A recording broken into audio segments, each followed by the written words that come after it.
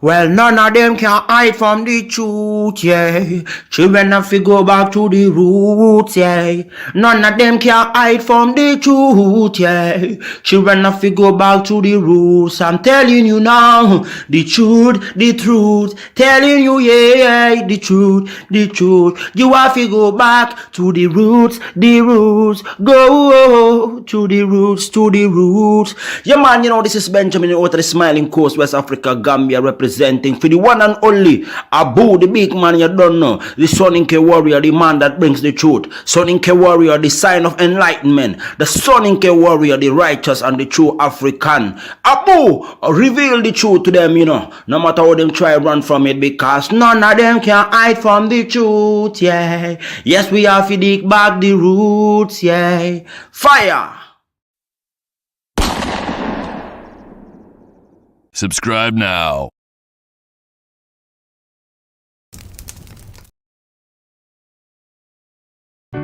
I remember the days, all those years ago that never fade away. And I remember your face when you hit the ground. I can recall the time and place on the midnight walk through the old streets, trying to turn back the clock to the days of old,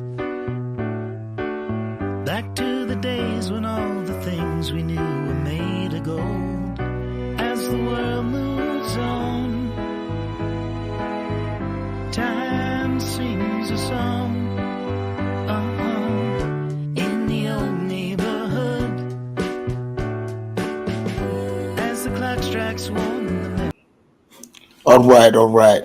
Ladies and gentlemen, welcome to the Afridamus Report. I'm your host, Afridamus. Please make sure you hit the like and subscribe to the channel if you're not already subscribed here. So, ladies and gentlemen, today's topic, as you can see, is Nigerian419 news. And I know, I get it. There are times that I have, done shows on this. There was a popular one. He's still around, Hush Puppy, who was very good at, this game that he was in. But you see, every single time people talk about the Nigerian 419 scheme, right?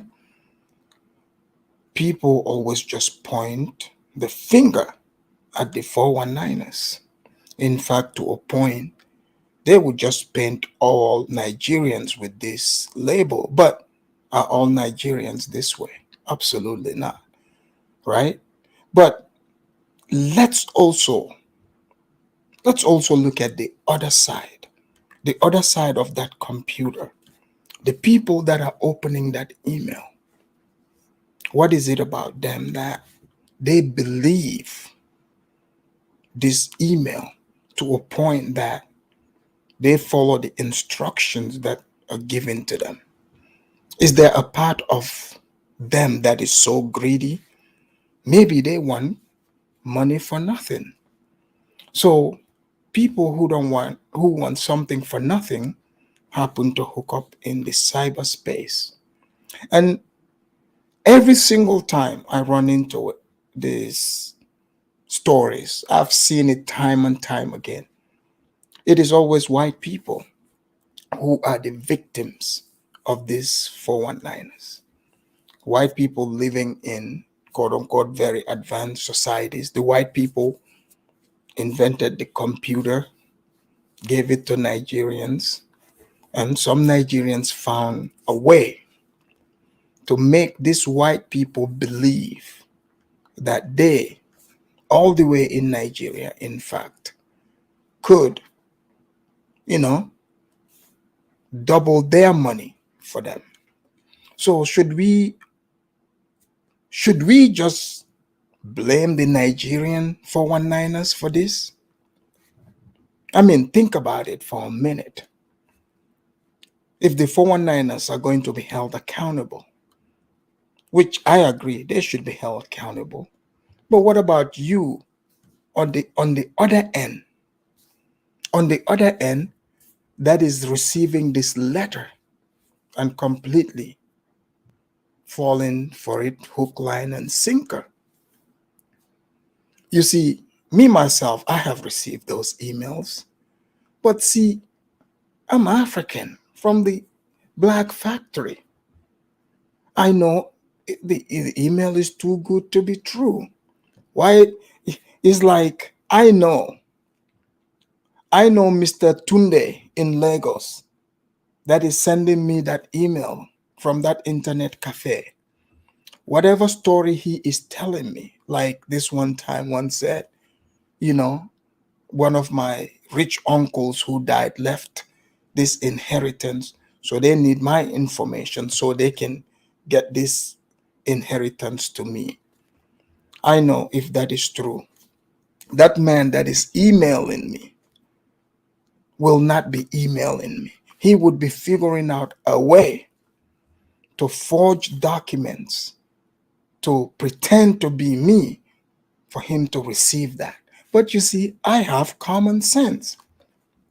Then you go on to Hush Puppy. How many millions? I mean, in the millions of dollars. I mean, some say Hush Puppy even is close to $1 billion that they said Hush Puppy stole. But you go and look at Hush Puppy's background. Hush Puppy is not computer genius. In fact, the blacks here, for example, would call Hush Puppy dusty. Some would probably even say they are smarter than Hush Puppy. But Hush Puppy was able to get on that internet and generate, I'm talking hundreds of millions of dollars. So many a times, people just see these emails. You probably sit and wonder, what kind of person is sending this email? What do they look like? What type of environment are they sitting in? Well, you got the opportunity today to catch not to catch a predator, to catch a 419er, Nigeria, Lagos style, to, some Australians, 60 Minutes Australia.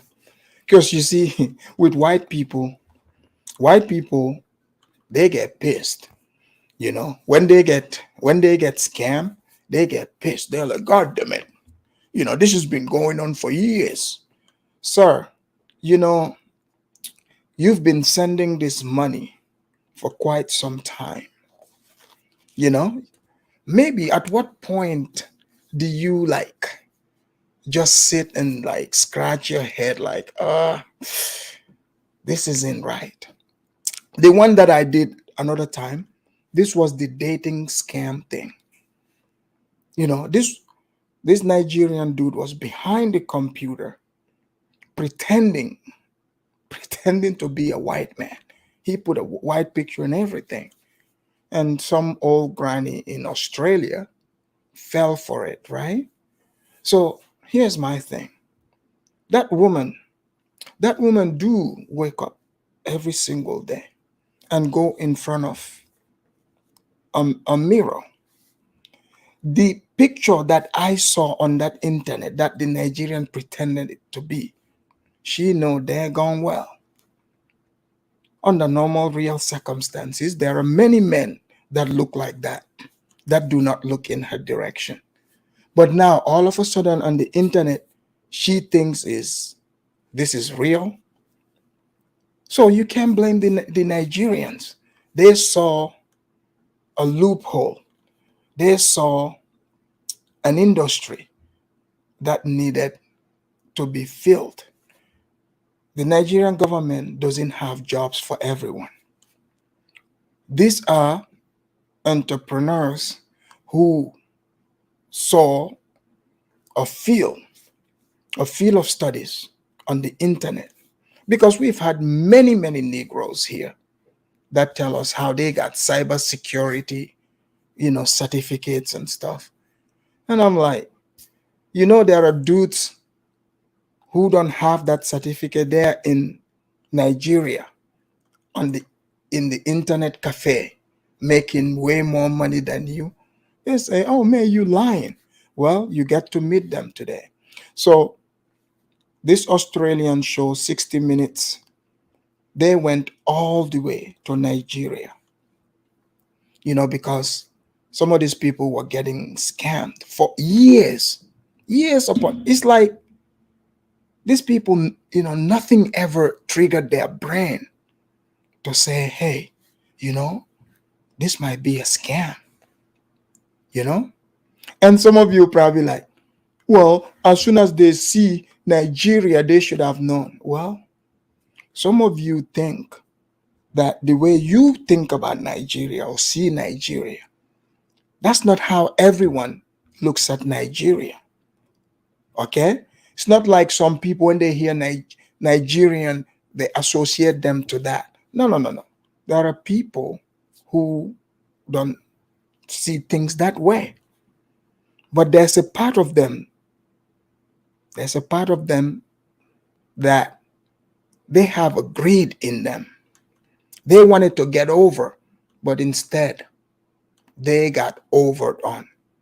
But let me play my disclaimer here, and you guys get to meet the man behind those computers, those emails that some of you have received in the past.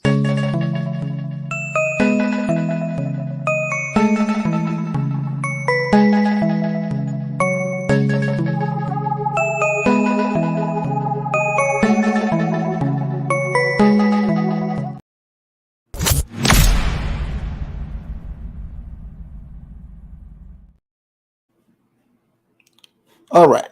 So you will see here, for some reason, white people of all kinds,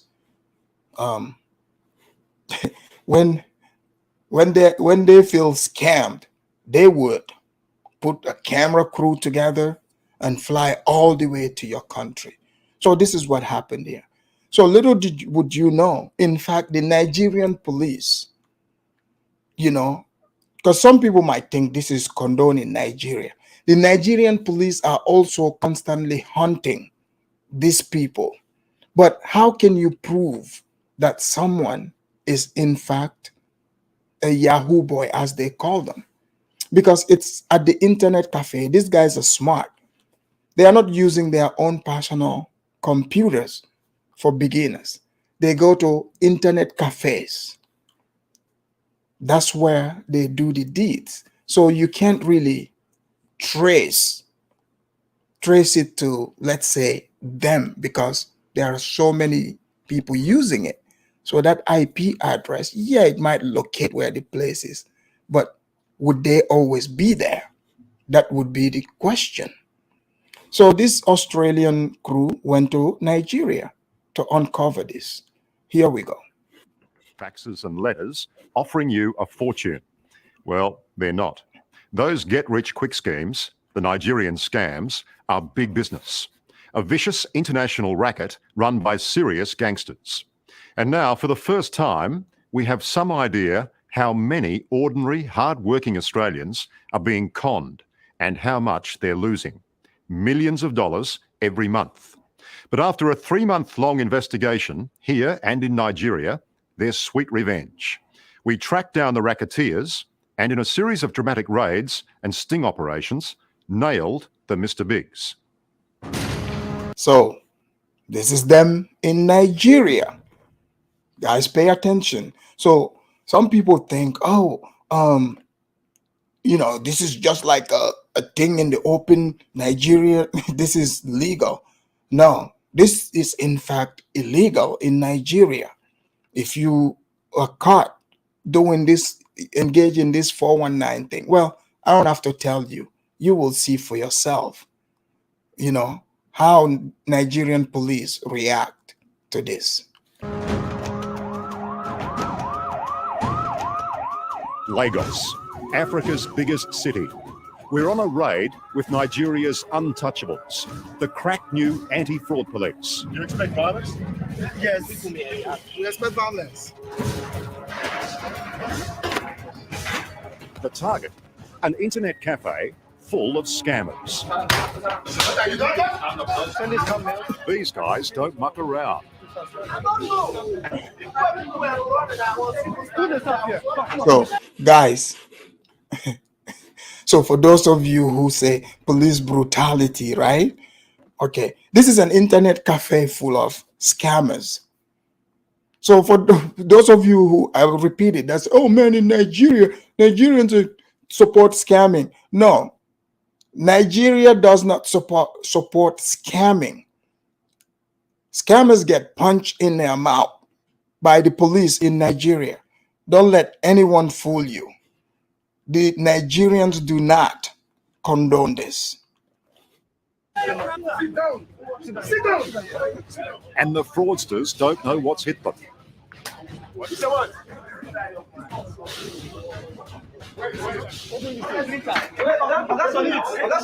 are sitting down. Where do you want? Where do you want? ID card is here. Your shop is downstairs. Leave this man. He's a fraudster. Don't mind him. This is a classic scam leader. For years, they've been firing off scam emails and letters like this. You will think that somebody is actually sincere about trying to transfer 15 million pounds into your account. But there is no 15 million pounds. That's no 15 million pounds. So guys, think about it. You meet someone on the internet, right? You are sitting back there. You think they're going to wire 15 million pounds to you. Like, come on, guys. Really? Do you, in this case, do you only have to hold these scammers accountable, or the guy or the lady on the other side who believes that this person is going to wire 15 million pounds to them? But you'll find out how far these scammers are willing to go. Conning a fortune from unsuspecting victims all around the world, many in Australia.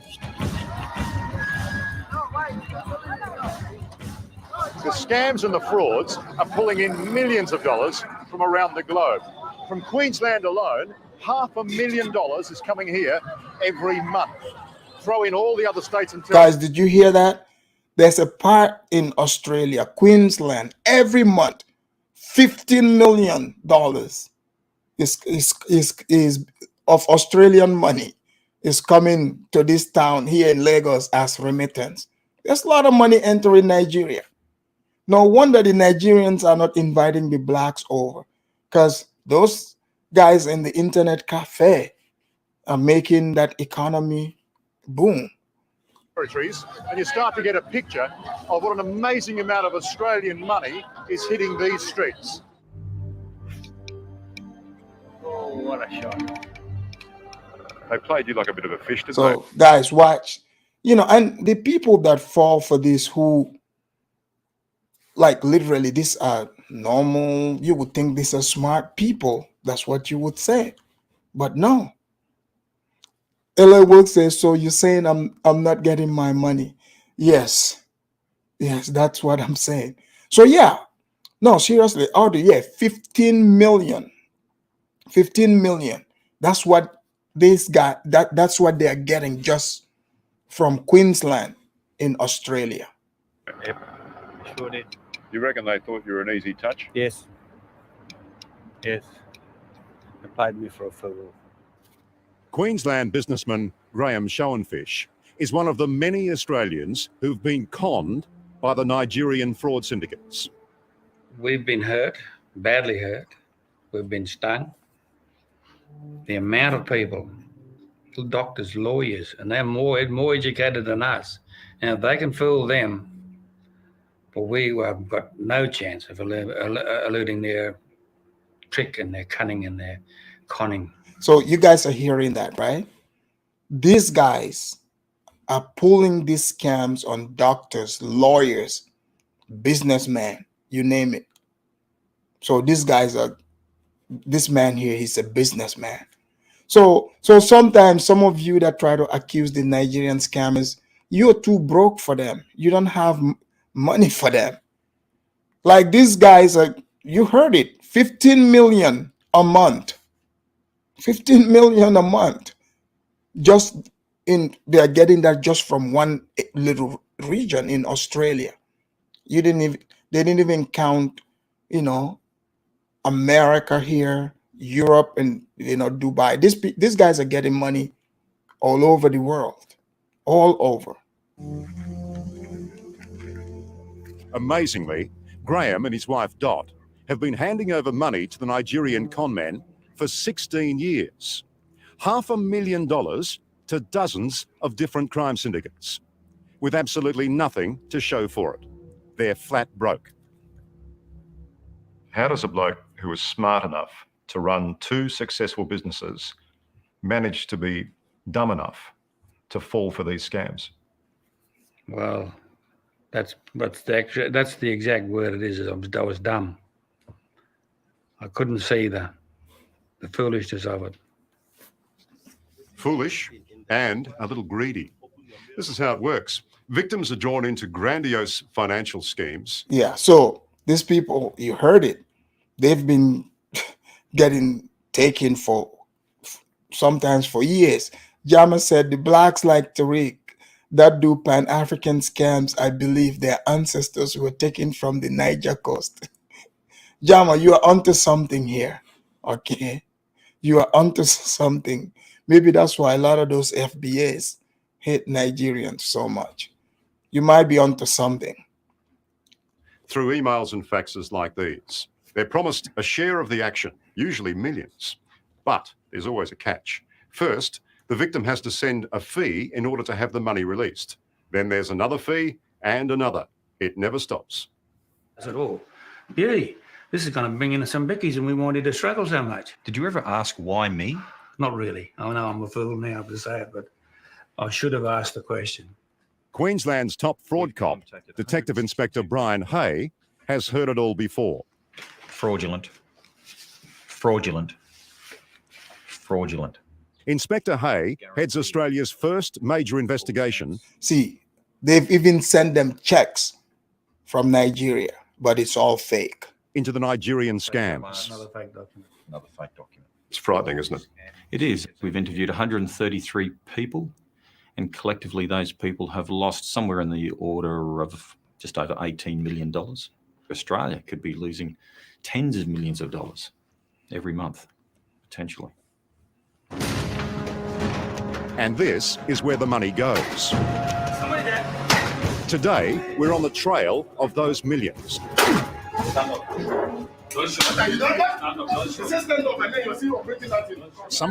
This is police brutality, man. You know, these cops are racist. This is police brutality. What do you guys think? You know, slapping this man over just some internet jobs. What do you guys think? Oh, yeah. Some of you that I better not ever hear you guys coming here crying about police brutality if you don't condemn this one. This is Nigerian life matter too. The sharks are going down. It's meant for like big boys. This is the big You understand? Yeah, for the big boys. So you blokes have been sitting here scamming people, have you? No, they stay here. So they virtually live here to keep the scam going. Yes, sir. Right, and the password. The password. My password. Your password, what's wrong with you? This is really the tip of the proverbial. Guys, he forgot his password. They're like, no, give us the password. Look, you guys see how the Nigerian police, their job is fast and quick. I think this unit is called the Untouchables. You know, what's with, Negroes all over the world where if the group is bad, they call themselves untouchable. I think those black cops over in Memphis too, who beat up that guy, Tyrese Nickel, and killed him. I think they said their gang's name was Untouchable or something like that. This is probably long time Nigerians from way back too. But yeah, you guys saw the cops right here. They went in, they kicked in the door, they got their computer. So if you look at it, the guy that's even scamming you, you might think you're smarter than them if you see them in real life, you talk to them. But let's be real. The proof is in the pudding. They got your money. That means they are smarter. The iceberg. There are literally hundreds of these cyber cafes littered around Lagos. Let's do this fast so that we can get going now. It's crucial to remove the computers. They hold thousands, even millions, of victims' emails, addresses, and phone numbers. But they have to move fast.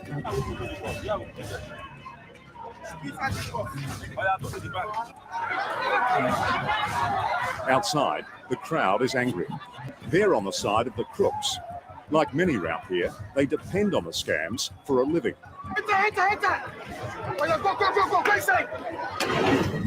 Okay, so I rephrase. So if they gotta bring the cops, that means these scammers in their hood here, they are protected.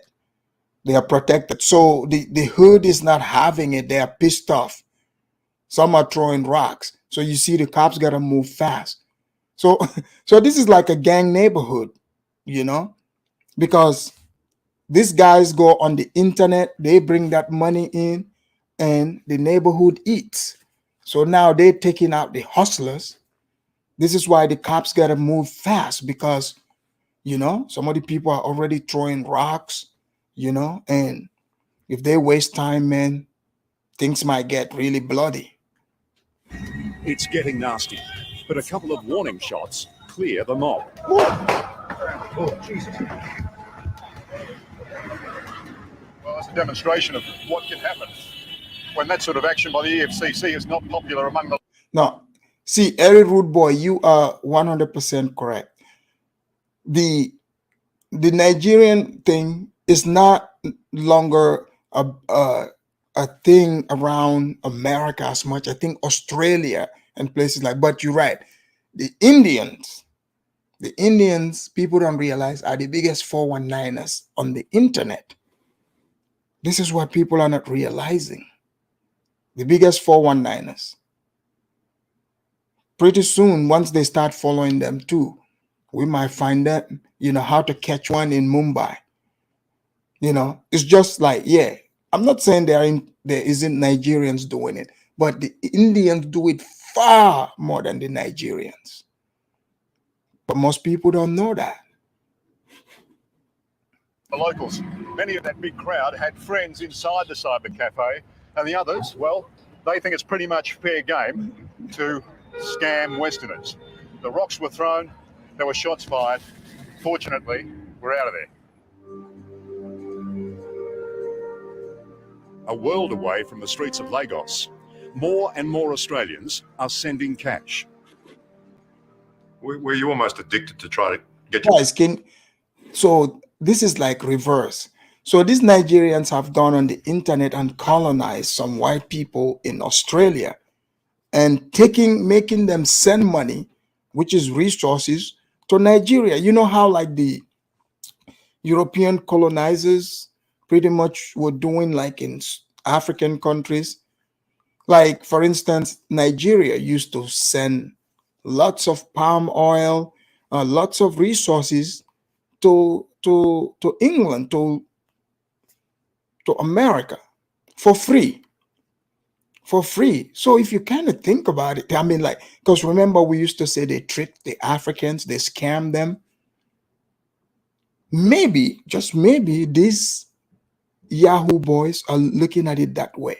How are they able to trick so many white people in this one region in Australia and get them on remittance payments every month? Guys, please make sure you hit the like, get the likes up.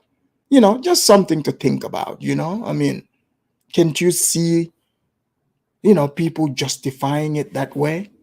And it's not for me to say. I'm just throwing it out there for you to think about it. Your money back? I was. It became to me like if I didn't put it in, I wouldn't get anything. I'd lose everything. Now, I understand that you eventually received a check for $31,500,000. I thought, holy smoke! I thought, I'm made now. Just look at this. I thought they'd say to you, showed it to you. It was Chase Manhattan Bank, which is in New York. You know this is a fraudulent document. Well, I know now it is. Incredibly, even after they're warned, Most victims, like Graham Schoenfish, keep sending money. So these guys, I mean, whoever he was dealing with, they send them fake checks. That's 31 million, but it's fake. And once the Nigerians have their hooks in them, they won't let up. After that, I just said, right, that's it, no more. But there was more. There was more because they threatened my family. My wife didn't know this before, but I was coming out now. Guys, the way he said it, I don't believe it. He said they threatened his family. No, he was greedy. It's like gambling, okay? So people that are addicted to gambling, they go into the casino. The reason why they keep going, the money that they lost in the house, because the house always wins. They think they can beat the house. So every now and again, they would win. They think they're winning.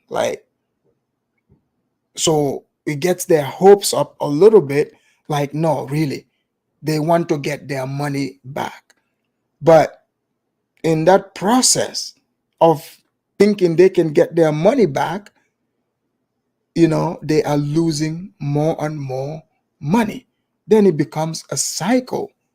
It's like feeding their own ego. They truly believe they will be able to get their money back, just like in the casino. Before you know it, you lose everything. They threatened my family, and I could not stand by and see my family harmed in any way. So I reluctant. I think that's a cop-out. I think he's just, looking back and the whole thing is stupid.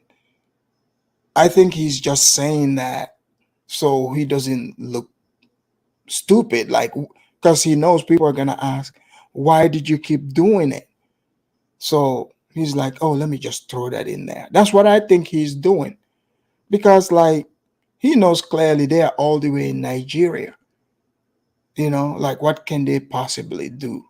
So I don't believe that they threaten him. I think he's just saying that to make this story a bit bearable for himself. Did what they asked. I was blackmailed. I was conned. And I was a victim of extortion. Okay. I'm sorry, can I stop for a while? Sure. Yeah, that's what happened. Chief Sitting American said, you don't believe him because you are so desperate to make excuses for your fellow tribals.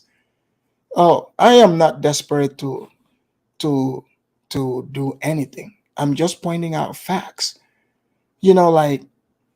People do that, where people would, when they find out people are going to ask genuine questions about their own motive and behavior. In this type of situations, it's very common for people to just say stuff like this. Like, oh yeah, they threatened my family, that's why I'm doing it. So no, I'm not. You said I'm defending my fellow tribals. Sure. All right.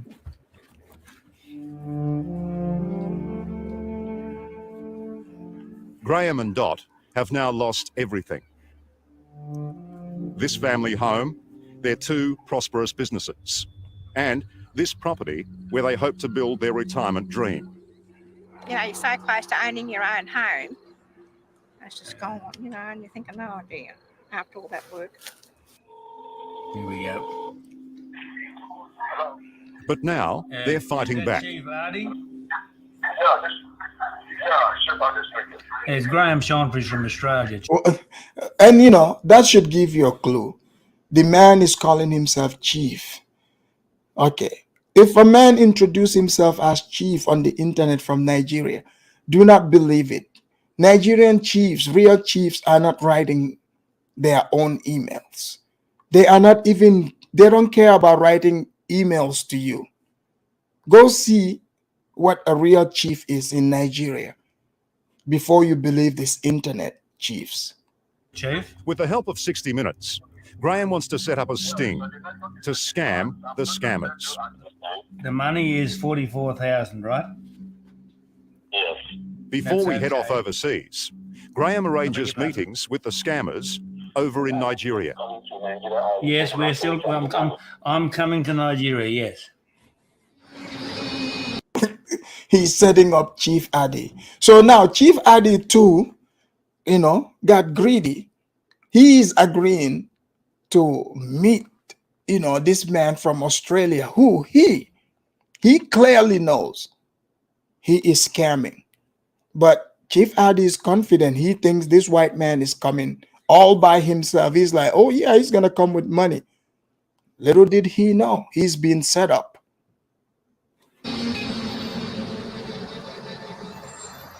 For counterfeits, they look very good. It's pretty good, isn't it? Yeah. And here in Nigeria, we've teamed up with the boss of the fraud police, Assistant Commissioner Ibrahim Lamorde.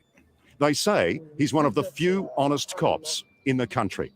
We are putting a lot of effort to stop this scamming going on in Nigeria. Have the scammers tried to bribe you? Oh, of course, yes. Or severally, it's a daily occurrence. That night, his team joins us in a Lagos hotel room, watching as the sting unfolds. Hello. Oh, hello, sir. So guys, these guys have counterfeit money and everything. So guys, here is the one of them who really went for this. They really want to make more money. But here he comes in his oversized suit. How are you? I'm so glad to see you. In a room next door, producer Mick O'Donnell poses as Graham Schoenfish. And the first con artist soon arrives. With the grace of God. With grace of God. That is what I told you. Thank you, sir. Thank you. It's a relief at last. He claims he's a senior government official. So what's your position?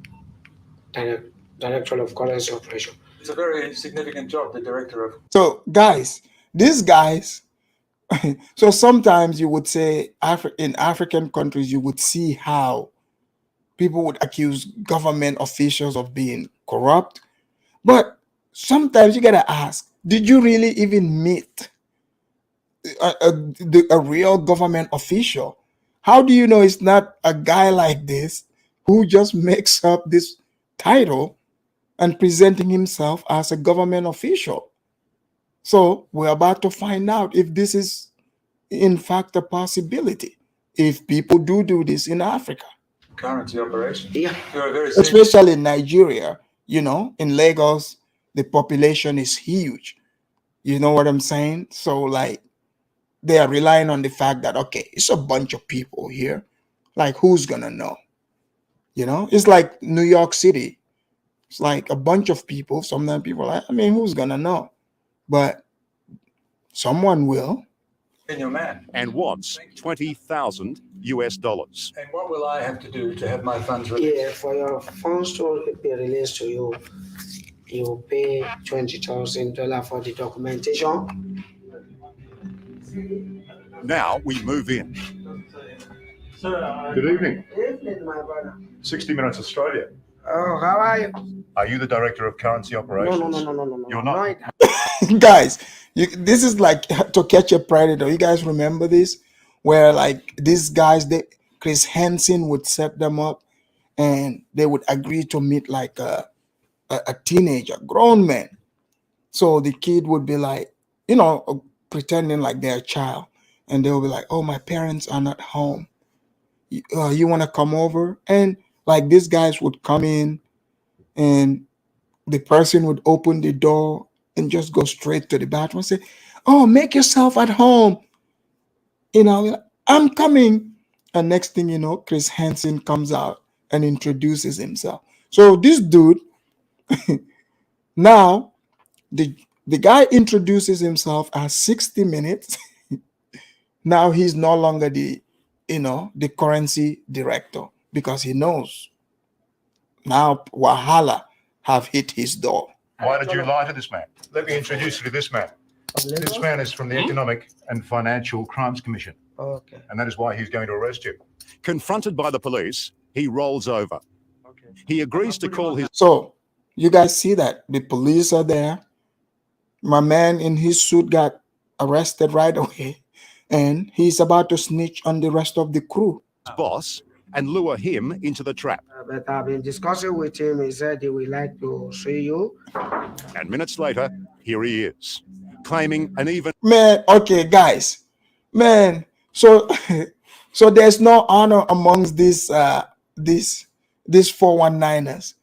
So they got him, and now he is snitching on the rest of the crew. He's not even willing to take this rap shit by himself. So he's bringing in the crew one by one. It's an entire team of them. Entire team. An grander position in the Nigerian government. My position is Accountant General of Federation. Accountant General? Yeah. Of the whole Federation, of Federation of Nigeria. Yeah. He told me that I will have to pay $20,000. What is this? Is it dollar or pounds? Hello, hello. And who are you impersonating tonight, sir? Who are this? You're the Accountant General, no less, of Nigeria, are you? No. This is the main man. He's the main person. He sent this man. Looks like we've moved up the food chain. This man is a hardened crim, just out of jail for murder. At last, he owns up. And then, bizarrely, he wants to apologise to Graham Schoenfish, back home in Australia. Hello, Mr. Graham. Yes. This is Mr. Moses. Yeah, I know you, mate. I know your name. Yes. Yeah, blooming fraudster. I'm very sorry. I'm very sorry for this. I don't. It sent me to bankruptcy you've done with me. 2 arrests. It's been a good night's work.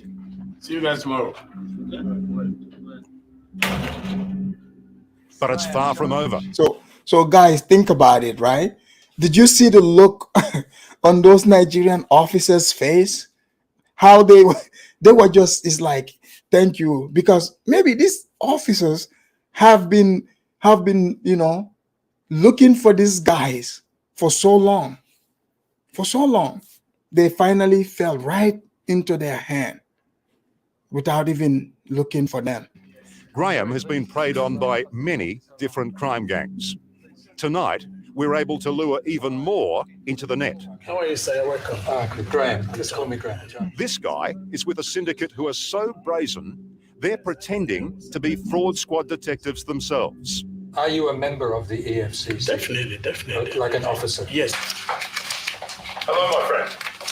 60 minutes, and you're busted. You've just told our producer that you're working with the EFCC. You're a consultant. I never said that. Sir. Why is he lying? We all heard him say he's an officer because he knows the real officers in Nigeria are about to show him how officers are. Let me introduce you to a real member of the EFCC. This fellow was pretending to be one of your lot. Okay. Once again, the scammer rolls over and dobs in the boss, who's waiting in his car downstairs. There's a scuffle, but he's quickly arrested and brought up for interrogation. No. Forget about this. On a serious.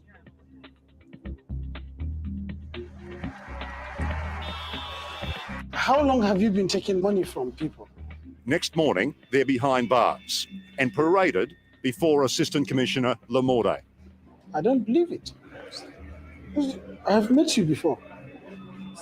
These 2 men told us that they were working for your organization, for the EFCC. Does that happen very often? They are just fraudsters. You're wasting your time. You are going to jail. You mess up here, I'll break your leg. 1, 2, 3, 4, 5, 6. In our week here, we saw dozens more arrests. But for every one of these crooks who are nabbed, there's scores more still out on the street, preying on the gullible. Take 3 from here. Take 2. It must be frustrating to say to people, look, you've been conned, and they still send money. It is very frustrating, but we won't give up. We can't give up. We've got to stop these people sending money. We've got to help them look after themselves, the interests of themselves and their families. So guys, who do you blame? Like these guys seem to want to send money to these scammers, and the scammers are ready to receive it. I will drop the link. I want to hear what you guys got to say. But it's going to be a battle, such as the addictive lure of the Nigerian scams, that even for Graham Schoenfish, even after all he's been through, there's still a niggling hope. Do you still believe that you're entitled to a share of that? Yes, I do. 31 million? I still believe it. I want my money back that I put into it anyway. But Graham, the police are telling us that every single person you've spoken to over the past 16 years is a fake. Well, I didn't know that. You're still sending any? I'm sending nothing because I haven't got nothing to send.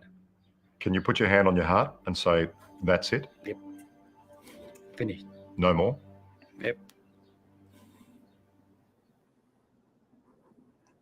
All right, guys.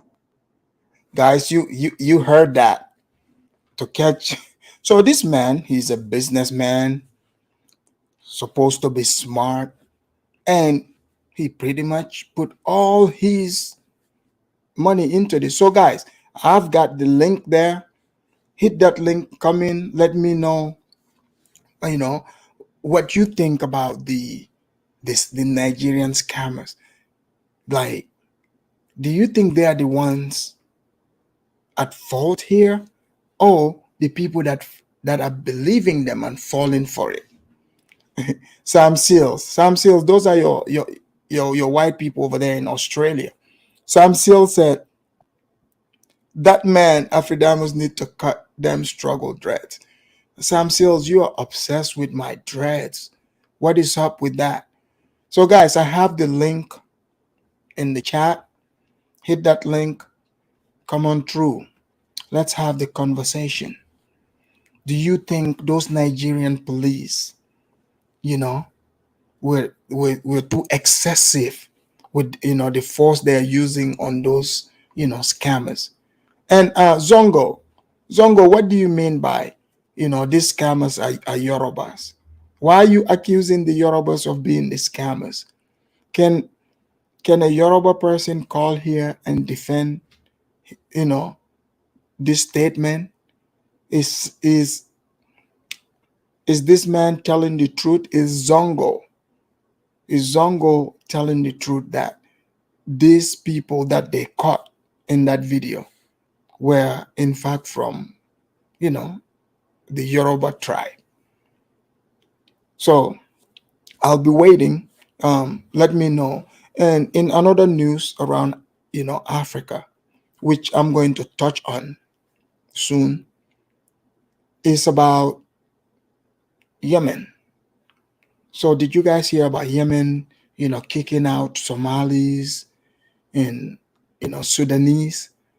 But the news, they are saying Yemen is kicking out Africans. I will touch on that story again.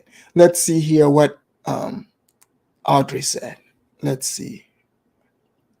Audrey said those were Igbo guys in the video. Audrey is here defending her people.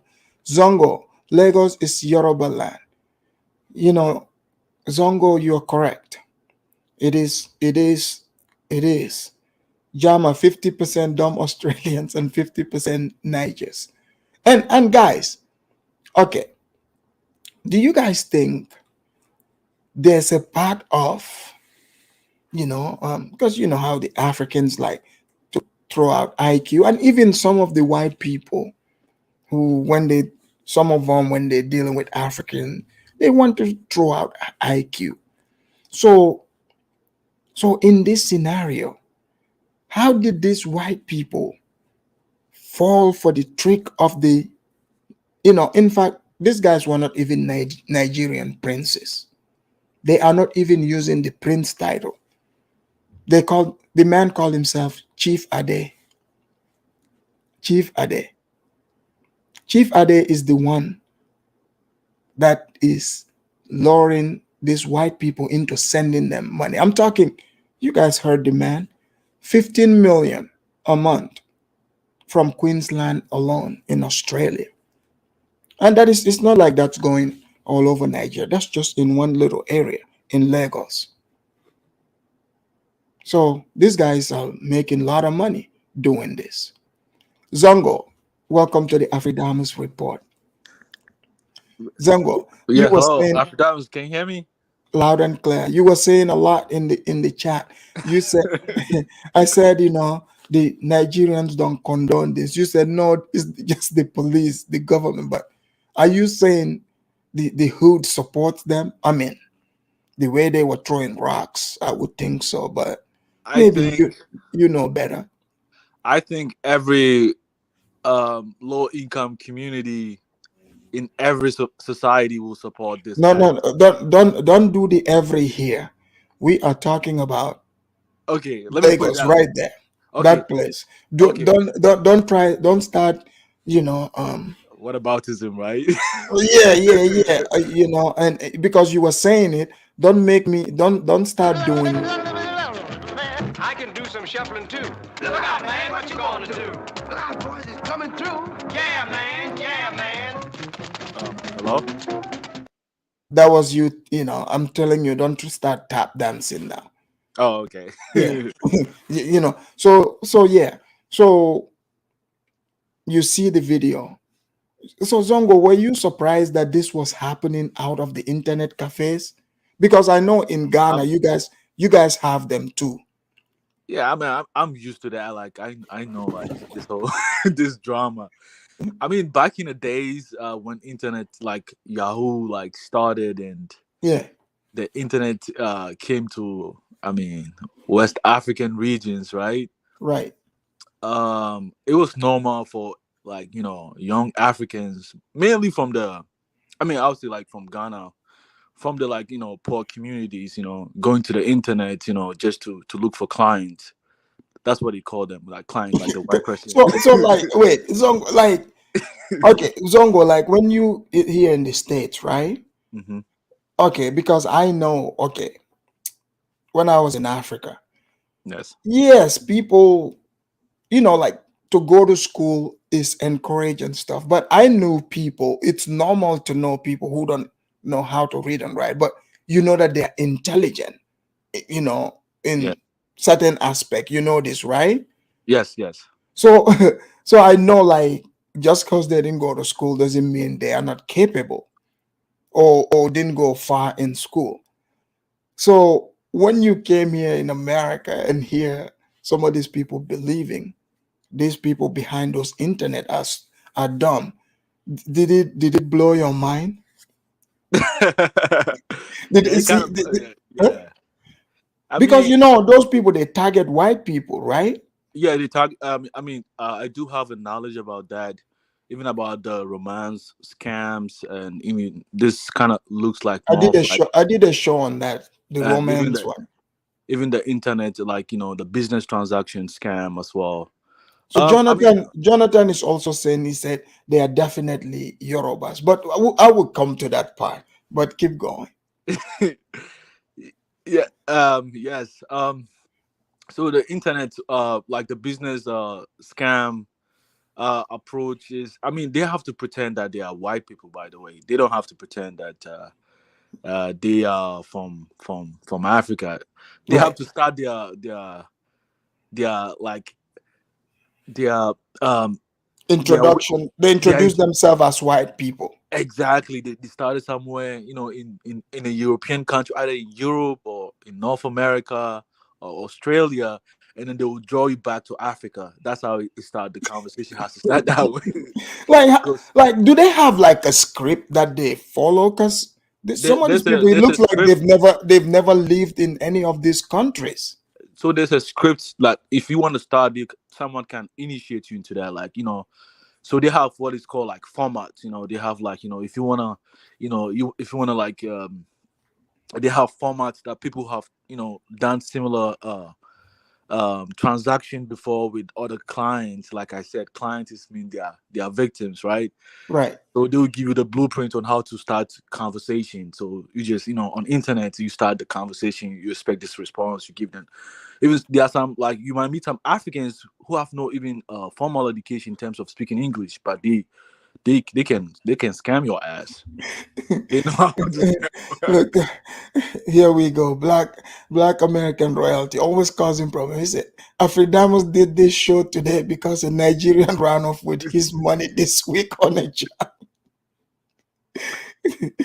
So I just wanted to point out that nowadays a lot of these people don't go to the internet cafe. When we grew up, I mean, when I was growing up, I used to go to the internet cafe, so I used to see a lot of them over there.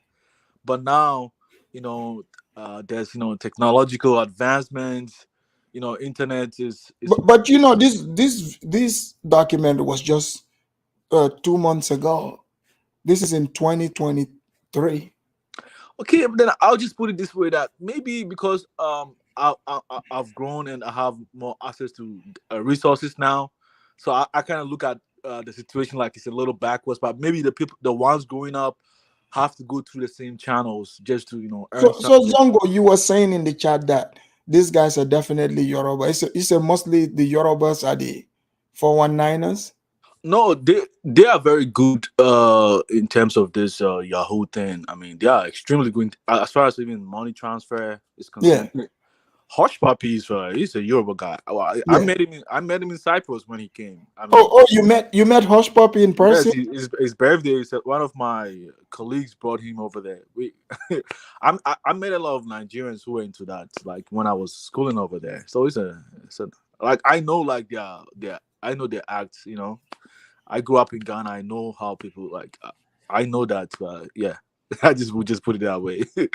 I'm not trying to snitch, but I just want to put it that way. Like I know the way. Were you surprised to see the internet 419ers quickly snitch on the rest of their crew? Yeah, I was saying that Africans do not believe in the snitching philosophy that most, the hood rats kind of believe, right? They don't believe in stuff like that. If I got caught, I'm gonna snitch on your ass. No loyalty. No, You're not going down by yourself. No way, no way. That's kind of messed up, man. Yeah, it's kind of messed up. It's not gonna. So like so do you for some reason these 419ers can never scam the blacks. How come? I mean, if I can be honest with you, I mean the blacks in America. I mean they don't give a damn about them. They don't have because to them, if the scammer says, "Oh, I have a good client," to them, good means you are being dumb, right? Oh. So, I have a good client. The client kind of reasons very well. It means that we can convince the client to make a lot of money, right? But the blacks, they don't have a lot of money. They don't, they ask too many, questions. Too many questions. That's like, true. Yes. The blacks ask. They ask too many questions. Like they are doing in Ghana. You get what I'm saying? When they want to buy something, they complain about transacting. No, this they don't want to do. That helps them though. That they are 419 proof. So they like to deal with the. And I'm gonna tell you something, Afridamus, right? Some of these people, like they are really advanced. They have websites. Because when I'll just give you a typical example about this the dating scene, right? Right. When they go to this dating scene, they have to use a good looking person, that is appeal to this white. Yeah, people, I've seen that. I've done video on that here. Yeah, I'm telling you based on what I've seen in real life, right? They have to look, and then they create websites. Like they pay money for people to generate websites, like business websites that you can Google the name and find the name of that person. So wow. Immediately you have belief in that person. Oh, like Afridamus, engineering enterprise, right? Mm-hmm. And then you see what he does, and then he can give you his account profile. So is that why like the police constantly look for them? Oh yes. When I was in Cyprus, like people were making over millions of dollars from America. They were scamming Americans. So they have a lot of Africans in Cyprus. Yes, Nigerians to be precise. So that's their hub. Isn't that where Hush Puppy was at? They were in Malaysia doing that, but in Malaysia start. So, like you said, like the EFCC is hunting them, so they left, right? Right. Some went to Ghana, and others went to Malaysia, and then the Malaysian police started to hunt them, and they left and they came to Cyprus to continue. So Hush Puppy came there, from Dubai. He came to Cyprus. You can Google Hush Puppy in Cyprus. You see when he came. Wow, that's interesting. Yeah. So, Yeah. Wow. Okay, let's bring in Al. Al, welcome to the Afridamus Report. Al, what do you want to add onto this? Because every time we look at it, it's like, okay, the scammer, but the person that is going for it, do you think their greed also needs to be taken into account, like you've seen in this video? Yeah, but what surprised me though is that snitching, and they were so quick to sell themselves out, right? Right, of course. Yeah, they didn't waste any time. My man is like, you know what? I'm not gonna be the only one in there, I'm gonna have to bring everyone down. It's like, oh god. Do you know why? Can I say why they snitch? Because maybe the guy whom they sent over there, they might probably be giving him 1% of the money, right? Right. So why would he go to jail over that?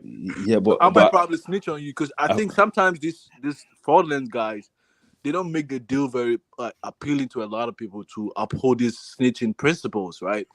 They're like, oh, if you go and you withdraw the money, I might give you 10%, and the remaining 90% becomes, Zongo, let's be real, yeah. This thing been going on for years, man. You see, let me tell you, you see the number one scammers. Let's be real, okay. Let's forget about this tribal thing, because I don't like to jump on Yoruba brothers, man. That's not fair.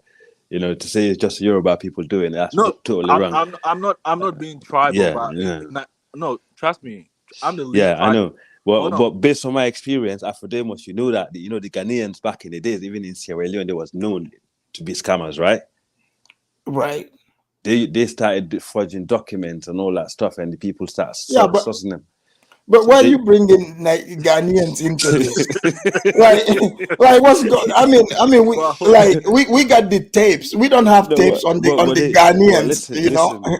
Yeah, but I'm not gonna defend Ghanaians on this one, though. He knows. I'm saying but this is not about Ghanaians. We are doing. This is the problem. This happened in Lagos. When you say Nigerians, you are bringing everybody into the same fold. Yeah. But sometimes the groups that are very thrifty in doing this. But Zongo, the Ghanaians are very smart doing this. But I mean, but even when you say Ghanaians, like which groups within the Ghanaians? That's what I was trying to say. That's what I'm trying to. Yeah. Maybe that's lazy time. Yeah. Remember years ago that Ghanaian. I'm not saying Ghanaians are not doing that, but I'm saying which group within Ghana. I'm trying to be more specific. That I know what Zongo is saying. He's right. Yes, in a country, there are a certain group that does certain things, even though they are from that country, but I get what he's saying. They're old school. They're old school when it comes to scamming, bruv. When it comes to documentation, like all that kind of stuff. But for some reason, I remember when I was young in Sierra Leone, we used to have a lot of Nigerian brothers and Ghanaians that used to come there, do a lot of fraud, paperwork fraud. The Cyprus used to be like their number one destination, man. I don't know why, but now you know why. Yeah. Zongo told us why. Zongo exposed it. He actually knows. He's telling the truth. Because I'm being honest with you guys. So nah, man, you've been real. You've been real. It's just that. So, but Al, what do you think about the whole scamming thing? Like how these guys are able to get people to send them all this money, millions of dollars. Who do you think the victims, quote unquote, have a accountability issue here? Like they should be looked at. But if you notice, most of these people are old pensioners. Yeah, these people are not aware. They're not tech savvy. They don't know, how these things work. And even in the UK, what do you mean they don't know how it works? They know how to send the money. What do you mean? They wrote the email. They sent the money. Yeah, but trust me, these old people don't know about technology. I get that. I want to put one thing that a lot of you guys are missing, right? I'm gonna be honest with you, but some do use a juju too, though. I mean, I don't believe that. Come on, Zongo, man. Well, let him say it. Go ahead, Zongo. It's so good. It's killing me today. But how come they don't use the juju to prevent themselves from getting caught? No. What I mean, juju, I don't mean like to prevent. I mean to kind of to make it easy for them to be convinced. Like when they have the. But how come this juju don't work on the blacks and other Africans though? Okay, I mean, but because the reason is usually like when they are looking for a client who is successful, who has a lot of money, like retirement money, funds, or something like. Most of these blacks do not have it, so they don't waste their time trying to No, but the juju money, they could extort some Africans too. No, I'm not saying like there's a lot of Nigerians in Nigeria who got money. How come they don't try them? No, I'm not saying like juju in terms of like it's like when you find a client and you realize, oh, this client is is a big business mogul, he has money, and you feel like, no, I can make money from this man. You can go and meet a juju guy. He's gonna say request for the picture, and then, if you are lucky, it is a well organized. It's a well organized movement. Have you guys? This guys doesn't seem to be that organized in terms of, staying away from the authorities, right? Because my man was so quick to snitch on everyone. People they snitch on the outside, and they justify that on slavery. They justify that on slavery, like retaliation of slavery. That's what they justify. Yeah, but that's true though. A lot of these Ghanaians and Nigerians got that mentality of taking our money back, right? Yeah. That's what they do. Did you guys ever do you guys know who Babanding Futanka is? They used to call Babanding Futanka the Malian tycoon. No, I never had. That's the guy that I'm gonna do a story on him. That man finessed over 250 million from the UAE from some bank. Brought that money, like he's a Malian, but he came to Gambia with that money. He was blessing a lot of people there, building houses, buying cars for different people. Was he caught eventually? Was he caught? He was never caught. Like he went to his village. The bank manager that wired the money to him, I guess he committed suicide. So he's still there. He's in his village in Mali, built it. He seems untouchable. Yeah, he's like protected in West Africa.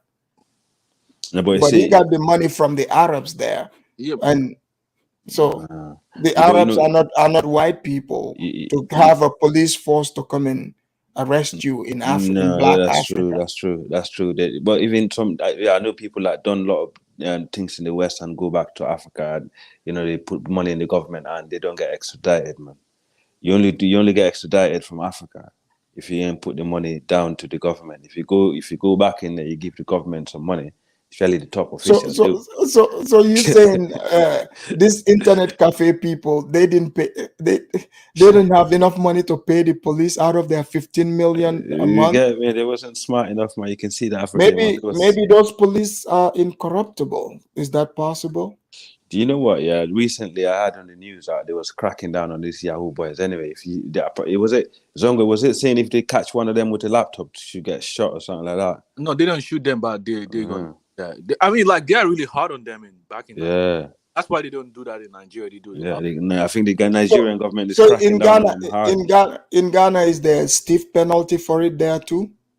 No, I mean they don't treat like internet fraud with stiff penalty in Ghana. I think Nigeria is more tougher nowadays to that's why the reason why the Nigerian government is being tough is that it's destroying the reputation of even in Ghana. Recently, it started to destroy our reputation because even when I was coming to like in America, right, I wasn't able to make payments online. I have to know someone over here so they can make payment for me, like this is why Ghanaians and Nigerians pretend to be Gambian. no, really. Like they would use Gambian document because Gambian, payments of Gambians are very clean. Yeah. But No, I it's think true. I After them, you're right on that. You know, see, Oh no, yeah, we don't. You don't have to worry about that. It says Sierra Leone and Gambia, the Nigerians abused our passport for years before we could start clamping down. Because, you know, for example, Sierra Leone passport was like a lot of visa free. Especially the UK, you could just come to the UK and go back. And a lot of Nigerians used to come and get the passport, and they come here and do a lot of dodgy stuff. So when they get deported back to Sierra Leone, they're thinking, hang on a minute, this guy is not speaking our Creole, you know. He's speaking Pidgin. Yeah. How did he but get some this of them passport, too, you know? some of them too, it's not like they really want to, you know, take the passport to do bad things. It's just like, no, the country has so much bad reputation that, you know, maybe I should just get, you know, a different nationality's passport just to hustle on my own and just make it out of poverty, right? So Yeah, because Nigeria was a poor country back in the days, man. They was running away. Because I remember, for them, much you remember that, man. In Sierra Leone, we had loads of Nigerians, you know, and Ghanaians, in fact, loads of Ghanaians. We can tell by the heads These of the Ghanaians. countries, they still have lots of Nigerian. I don't think it's the poverty. But let's bring in Jonathan. It was. Nigeria was quite broke those days, and Ghana was more poorer. There was time in What are Ghana you where talking about? I don't think it's about. I think it's about not like about the class yeah, of the people. citizens, right? They are Yeah. very poor, so they want something better. So Right. Yeah. Okay. All right. Let's bring in Jonathan. Jonathan, welcome to the Afridamus Report. Thank you for having me. Hey, Jonathan, you were saying that you know you are you support the Yahoo boys. Explain. Yes, man. There's not enough jobs in Nigeria. Huh? Most young people are literally have no chance to win out there. So that's why they want to leave the country. There's no money to be made, so they have to find ways to make money, and that just so happened to be a way to make money. So I don't blame them for that. You blame the government for that. If you really want to go deep into it, you blame the white countries for that. Wait, you said blame the government. How? Well, it's the government's job to bring jobs into the economy, to bring jobs into the country. Right. Like, I think that there was a research done, like close to 80% of college graduates in Nigeria that just got out of college don't have no damn job. That's a damn shame. So I can't fault people that you don't have a way to make money. You try to do extreme things to try to make money. I don't fault them for it. Now, who I really fault is the white people. Why the hell you giving money away to people that you never? That's what I want us to. Yeah, like because yeah, like how are these people just sending money and to Nigeria and expecting to get money back? 15 million for that matter. They stupid. Like they real stupid. And the guy told them they are chiefs. And I was saying, if a guy writes to you on the internet calling himself chief, I don't think I want to believe that. That's questionable out the gate. Right. I bet so many cheese, they don't even know how to use phones like that. I'm sorry. Not even to say like they dumb or something. They're not there yet. Yeah. Like they are pretty traditional. The chiefs will be able to use the phone. But right. Current chiefs, nah. Not at all, not even close. You see those old pensioners, yeah? What kind of chief is he referring to? I don't know. Like you see those old pensioners. He's talking about Nigeria. Hold on. I think Jonathan, you said you're in Nigeria, right? What kind of chiefs? I live in Nigeria. I just flew to America. Got to take my daughter out for her birthday. But no, the chiefs I met, whether they're in Benin City, Warri. You mean like the local chiefs, like not the local chiefs? You got they don't really know how to work shit like that. Yeah. So, but anyone that has to believe that, it just sounds weird. Because like I mean, I guess you would think so if you're coming from another country, you never been to Nigeria, maybe. But once you come to Nigeria, man, you'll run into not to knock my people at the Lagos airport, the immigration office. They don't even know how to work the computer yet. They're behind there on the computer. I mean, that's exactly what I was saying at the beginning of the call. All the people, even in Europe, in the UK, when I used to do, because I used to work for an insurance company years ago, when I used to ring around and younger people that know what's going on, they would never want to give you their bank details over the phone, right? But if you ring an older pensioner, they'll be like, yeah, wait. And they always want to have a conversation with you. Right. Yeah, because they're bored, you know, they ain't got no one, their kids gone away, you know what I mean? So for someone ringing them to give them having to build up that rapport and having a conversation with them, you know, it's very easier for them to trust you. So by the time you know it, they go and grab their bank card and they're giving it. Once you get that long card number, the 3 digits at the back and the expiry date, that's it, you're out. Your account is clean up. I'll say like the internet cafes, that's kind of helped, because even me growing up, I mean, I didn't have laptops or computers. I learned how to type and, you know, how to browse through the internet cafes. So I mean, so obviously you learn about these things, but you know, how many clients did you get, Zongo? He knows, didn't he? He knows a lot. Because Zongo, you're in the internet cafe, you happen to be in Cyprus, you know, Turkey. Zongo done made it up to be a boss now. Zongo, I'm gonna give you your listen. Your fuller brother needs some money, you know. I'm gonna send my bank details, bro. I schooled in the Turkish part of Cyprus, so yeah, that's where I did my bachelor's degree. So yeah. That so Jonathan, in when you're in Nigeria, so this 419 is it like is there like a heavy penalty for it, like when they get caught, like those people got caught in that video? Nah, I'm gonna keep it solid. My wife, some of her family members are in that little business, whatever. And you know, we be in the car, we'll get stopped. The only thing the police want is some money. Just give them some money, they gonna let you go. No, but these ones that got caught on camera like that, do you you know, now the head of the police know about it? Do you think? I would say that the very top people, like those people, they're likely to be more legit than the people at the bottom. Oh, okay. So like just the regular. Yeah, but once you come all the way down to the regular people, they ain't doing none of that. Yeah. They ain't doing all that. Yeah, he's right. I hate the fact that, you know, a lot of times, because they do try to find these people, but a lot of times they're trying to find them just to get money off of them. It's an easy hit.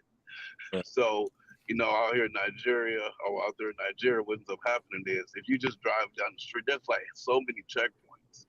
I mean, if you go to Lagos, you'll see, you'll hate it. Like every 10 minutes, there's a checkpoint. The police are pulling you over. They're asking you what you do for a living. They search. They don't need a warrant or anything. They can just search your phone, search your laptop. If you don't have it turned on, they'll say you find a way to charge it. Do you have a power bank? They damn! Wow, so it's like that. Yeah. Huh. Now, the Cowboys. I be feeling like they going too damn far. Yeah, the Cowboys are really. You should never be in a car with other guys. If it's you gotta be in the car with a girl. That'd be the only way that they might not even mess with you. If it's just a car full of guys, you and your brother, you can stop. And that's it. So you're saying it's like one of those things. Don't be in a car with people you don't know. It's just like for example, you're in a car with people who are crack dealers, but you are not. You don't know. They got caught. Now, so like if they catch one person who's like that, if you're in the car, you might go down. All of you guilty. All of you guilty. And it's unfortunate. I think it's messed up. I think the way that they go about it is messed up. But I just think it's weird that a lot of times, especially if you're driving on the Lagos Expressway, you're going up to Benin City, they stop you so many checkpoints, and it's just constant harassment. Now, I'm different, unfortunately. They see the American passport, at least they hear my voice. They don't even worry about me anymore. But they still want money. They still beg. Yeah, they're going to. But if you're Nigerian, you're going to go through hell. Okay. Yeah, but I mean, sometimes, it's not all the time. Like sometimes you gotta pay it off and just go. I mean, we are used to that, like paying that, right? Yeah, just getting off change in the car. Getting off change. Like a dollar, man. It wouldn't, you get what I'm saying? Like it wouldn't, change anything. I've paid a couple of times. I was called like, But Zongo, do you find it? You must find it easier, because not being tribal, but as a Hausa man, you ain't gonna get trouble in Nigeria. Because that's what I heard anyway. If you speak Hausa, most of these police officers are Hausa. They just let you go. If you don't understand their language. When I was in Cyprus, though, I've never been to Nigeria before, but Okay. I bonded with the Hausa people from there because we spoke the same language, and you know, we connected more better. But like going back to the topic, I think Jonathan made some valid points that I agree with him.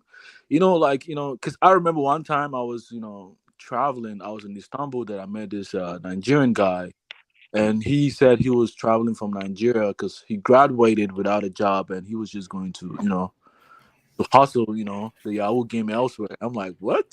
That was that was sad. I was like, wow. After graduation, he's trying to get criminal records straight away.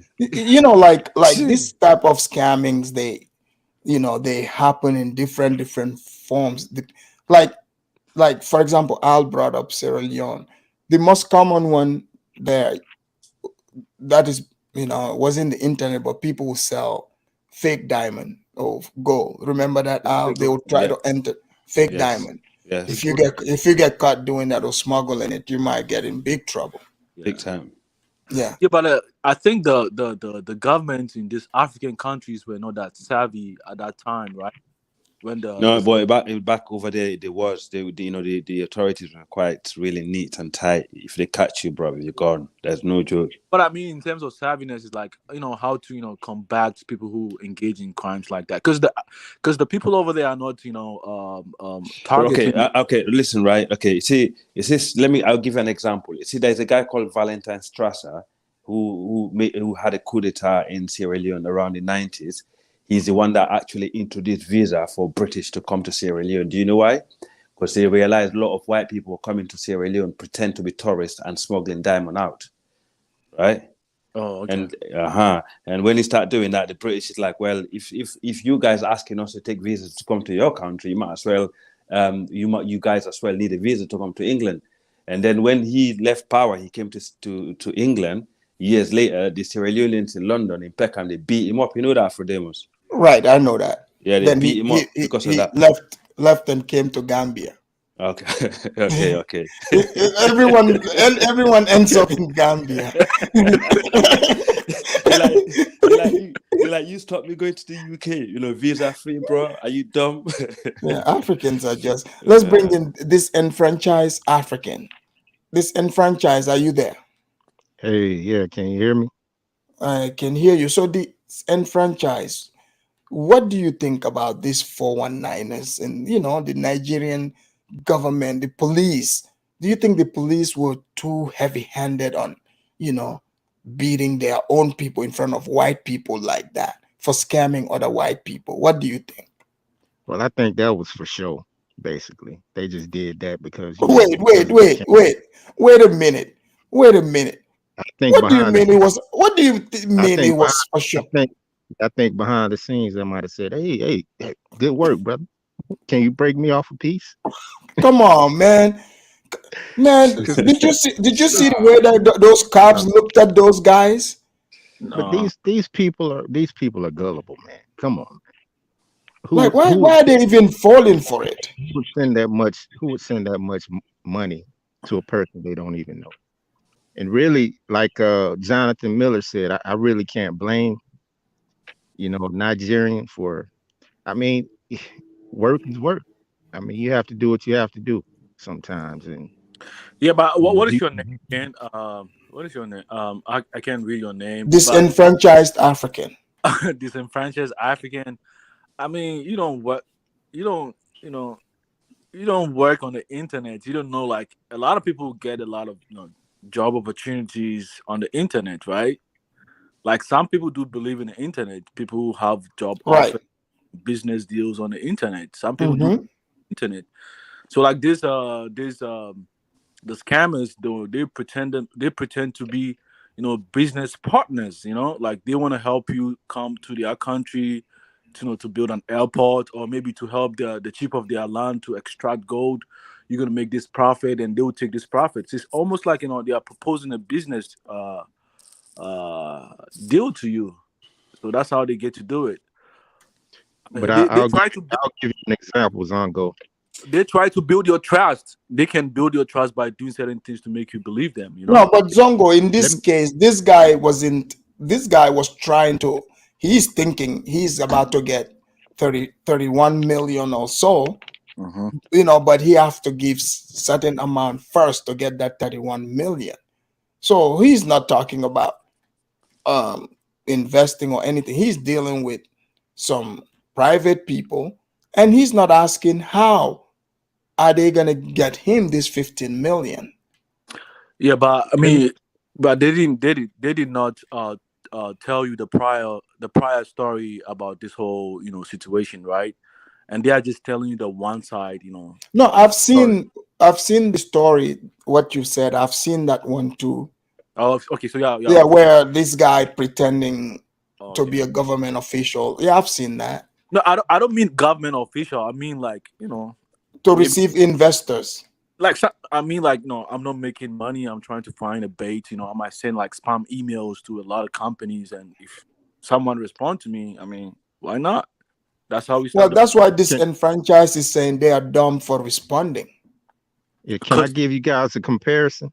Like, take here in America, you have a young Black American guy. He's from the quote unquote hood or the poorer parts of America, and he wants to live the quote unquote American dream. So he feels like he should sell, that white powder. You know the name of it. I don't want to say it on here. Yeah. To get ahead or get a leg up. It's kind of no different. I mean, if in Nigeria you feel like you want to get ahead and get a leg up, there might be an avenue for you to take, and a lot of people probably feel that way. But the thing is, just like here in America, not every young Black guy is out doing that, engaged in that trade. Not every guy or young guy in Nigeria is engaged in scamming, but it seems that way. The media tries to make it seem that way globally. Like they will try to make Nigeria the face of scamming. You know what I mean? And Black Americans the face of dealing that substance. If you know what I mean. It kind of. I'm not gonna lie. When I first went to Nigeria, I did lightweight had that little weird ass mentality. Like, okay, when I get to Nigeria, be careful. Nigerians were telling me this before I went there. Like, be careful, they scam people. Make sure you cover your drink, kind of crap. But when I got to Nigeria, I didn't experience. Only people I experienced that was actually corrupt with just government officials. Once you got past that at the airport, it basically just fall off. I never met any person that actually just like. Because like so like most people are just living their life regular, not. And these Yahoo guys, it's not like people actually like really praise them like that. They really don't like them. They scared of them. Yeah, they do their rituals and things of that nature. So because there's a different like the Yahoo thing, right? It started as an internet scam, right? But then eventually, people who go and make their the blood money rituals, like Afidam is the one that you exposed to Niger on some time ago, right? That video about what happened, right? Right. They use the blood money rituals, which Jonathan was confirming that on Dino Show the other time by someone was Two Niger was disputing with Two Niger, right? When they do that, because it's looked down upon in most societies, right? In most African societies, so they use the internet scam as as the phase that I made my money through the internet because you don't have to do you didn't do it. Yeah. Also, but Zongo. Yeah. I think that spiritual money thing. I'm gonna do a show on that. I think as far as that, Ghana, your malams, your check out in Ghana. Look, in fact, Ghana, I have a couple of shows I want to do. There's a guy there named Arnold. You know Arnold? Yeah, Arnold on YouTube, right? On Vibes. Man, Arnold does these shows interviewing this quote unquote spiritualists in Ghana. There's a lot of fraud, fake ones that he exposes constantly. But they also are on the internet. They like to target Gambians for some reason. They target everybody, including us. They are on Facebook. They are on Instagram. Yeah, they are doing this money ritual. I had one that wrote to me the other day. And I said to him, I said, I would love for you to come on the show, and so that you can talk to the people. He said, I am all the way in Ghana. I said, just use your spiritual mirror. He wants an audience to be. Afrodemos, did you hear about this guy that killed his wife and slept with his wife while she was dead for like 1 week, right? Where did this happen? In Nigeria. This happened about 6 months ago, you know. He actually killed his wife because I think they told him that's how he's gonna get money, innit? Because these people are up to these people are up to some dodgy stuff up there, man. I don't know how they do it or who told them to do it, but it's so dumb. How can you kill your wife and sleep with your wife in the same bed for 1 week? How is that gonna make you rich? I don't get it. Human sacrifice. Is that human sacrifice real? Yeah, it's very common in Nigeria. Really? Yes, of course. Hold on, Jonathan. So people really, that's not just movie? No, it's not. They would kill their mama, sacrifice their baby. Yeah. They would do weird crap. But the thing is, for a small sum of money. It's not even a lot of money. No. That they'll do this crap for. I hate that shit. But Jonathan, the thing is, like, I mean, there are certain tribes within the the society that are known for doing that, right? So like, yeah, don't go there. Don't go there. Kind of like, you're gonna upset people in there. Leave that. But you kind of like target like the whole nation state doing that. Like, I mean, no, it's mainly somewhere in the south. It's not in the north. Northerners don't do that. See, like, the northerners. That's one of the reasons why Northerners took over trying to take over the country. Wait. Let's not do the north. Let's not go there.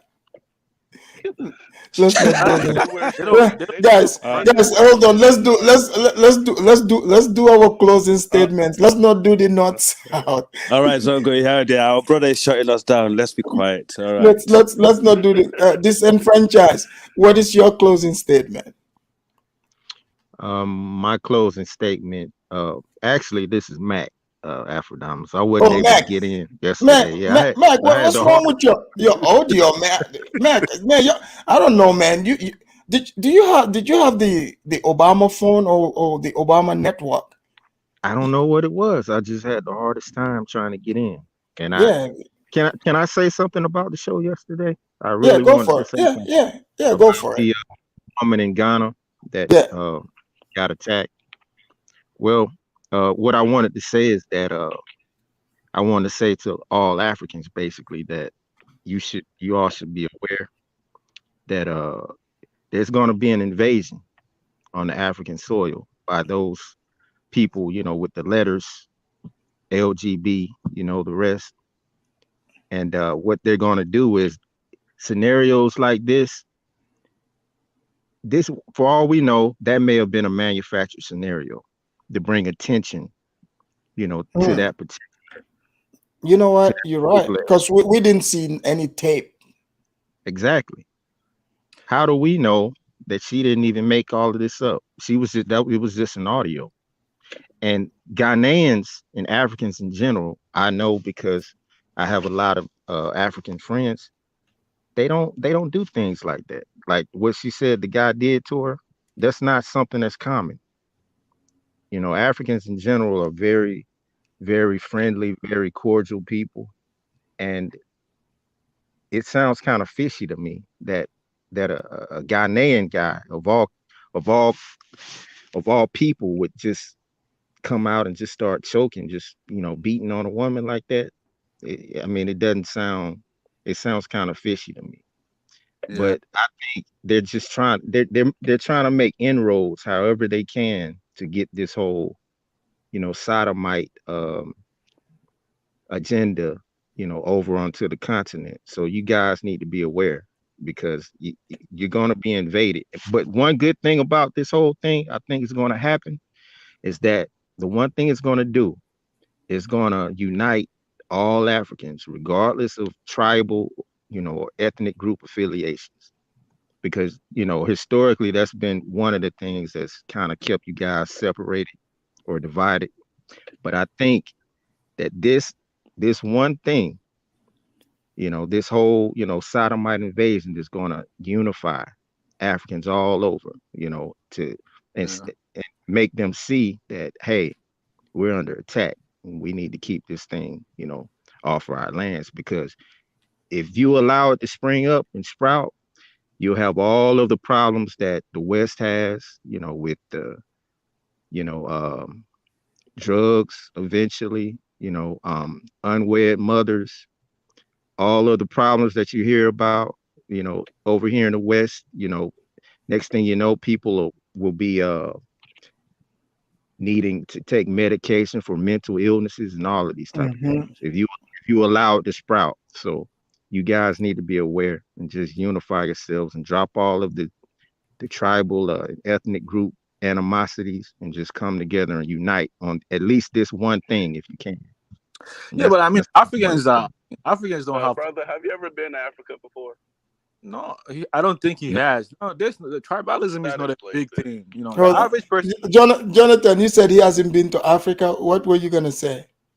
I mean, you ain't been to Africa before. You probably got this weird theory. I had it before. Africans, they're all just peaceful, nice. Man, please. Come over here, okay. bro. Go to Africa, bro. They got lesbian clubs in Benin City. Don't get me started. It is not the way you think it is, bro. Get that theory out of your mind. That whatever you want to call it, crap, being here. It's here. It just ain't. It ain't like it is in America. And that's it. Matter of fact, in America, that crap wasn't legal until recently. That was like what, maybe 5-6 years back. People were just still practicing it. It wasn't legal. In Africa, there are countries where it's legal, and there are majority of the countries it's not legal. Yeah, but the thing is, people voted against it. Even in California, they voted against it.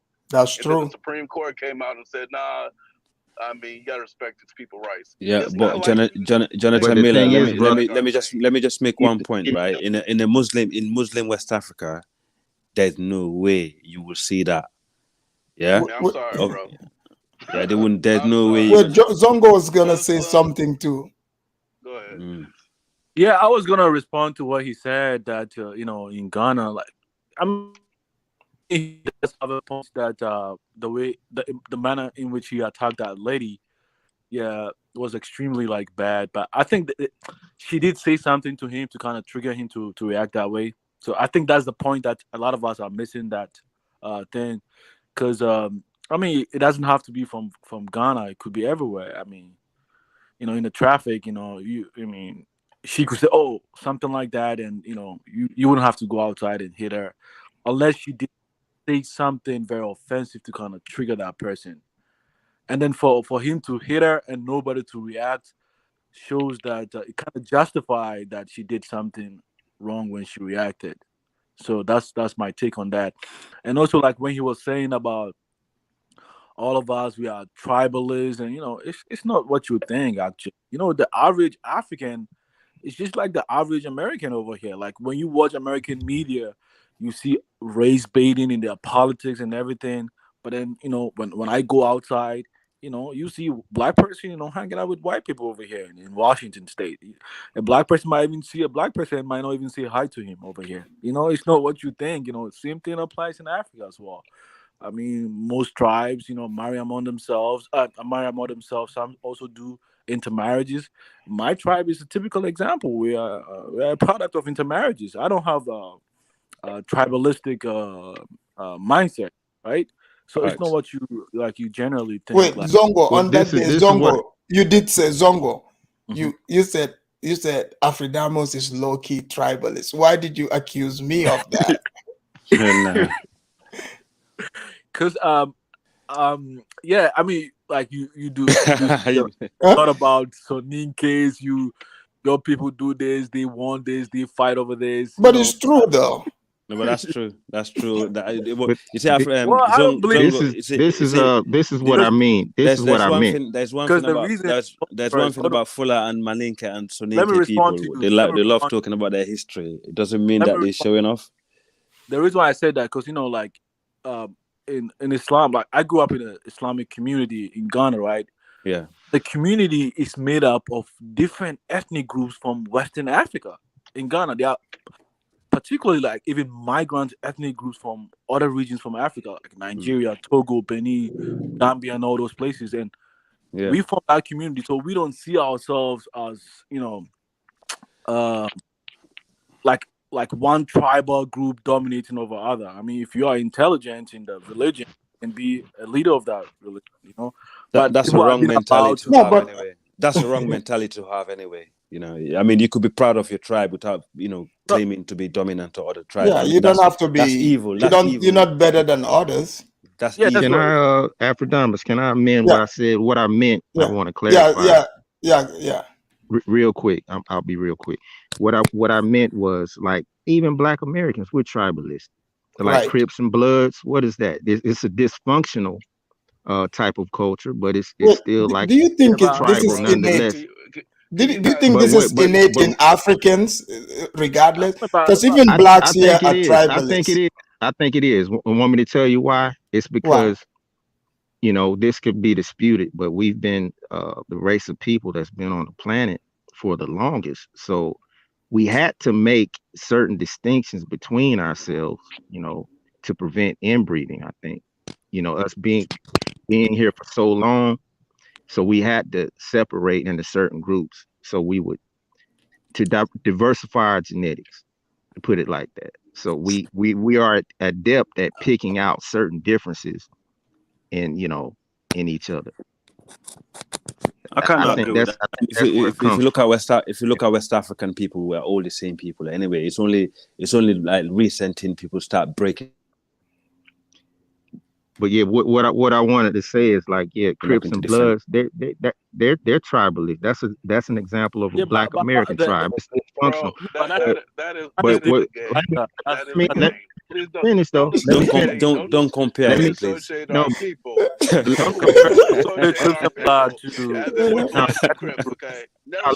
me finish. I got making a point. Let me finish. I'm making a point. Yeah, go on. Point. They have been, you know, those two groups have been fighting for years, you know, engaged in their little battle. But the Rodney King incident unified them.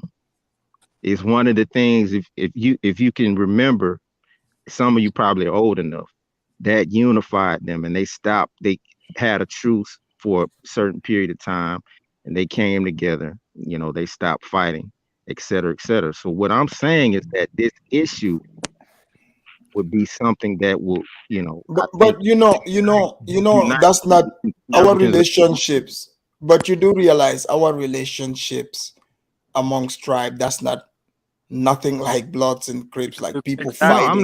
I'm not even really comparing it to that. Like I said, no, we don't.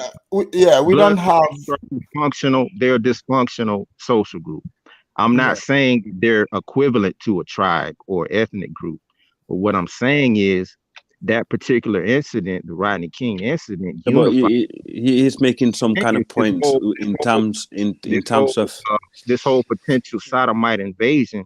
The good thing about it will be that I think it will unify Africans as a whole. I think you're right about that. Afrodemus, I'll give you an example. When the French and the Portuguese and the English came to West Africa, our ancestors were busy fighting one another.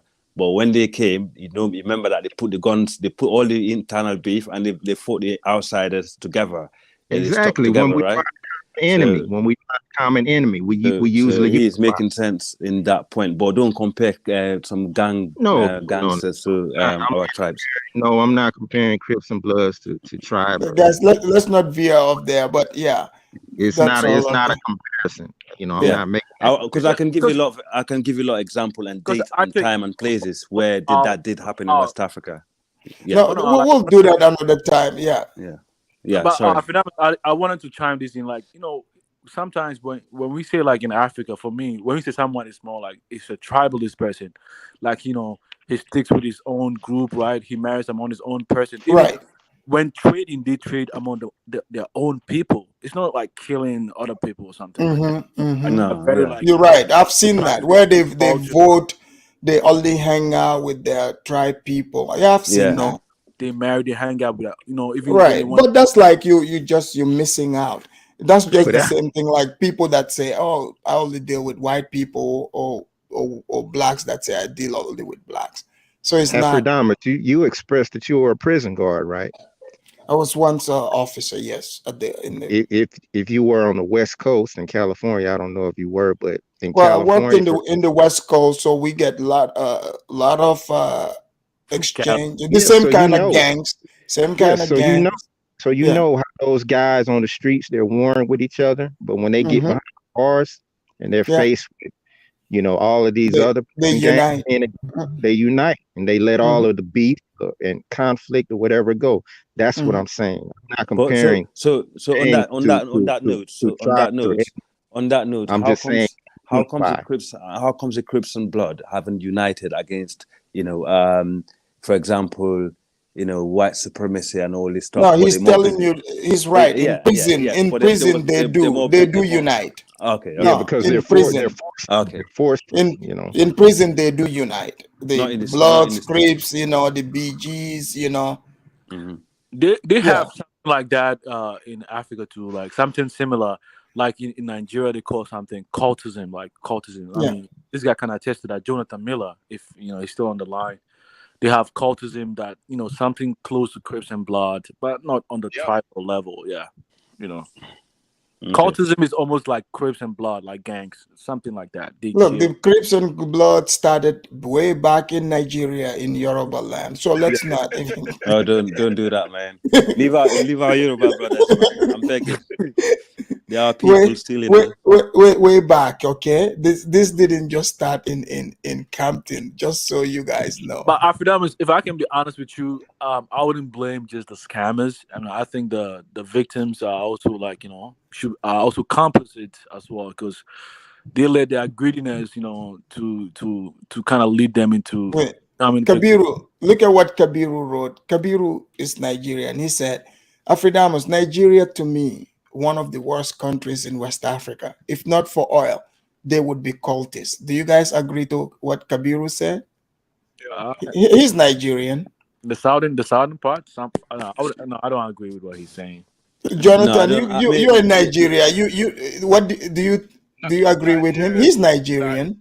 Nigeria is a gold mine of opportunity. The only problem is a lot of people in Nigeria, they don't see it because they Right. with a lot of corruption and so on. I don't think anyone looking from the outside and looks at Nigeria and say that's a rich ass country. Let's get that. So they don't know, huh? So you disagree? You disagree? Okay.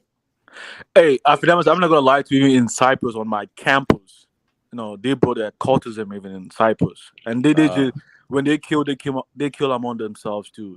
Wait. Like when you say cultism, like ritual stuff like that. Yeah, like gang related stuff. Like let's help each other. Like if something happens, something like that. It's same as gangs, same thing, no difference.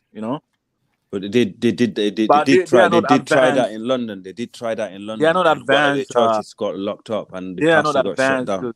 They are not advanced because they don't have access to the guns. So they use more of like the machetes and stuff like that to do their Kabiru said they even lie. They even lie on their population, and in FIFA, they hire white coaches.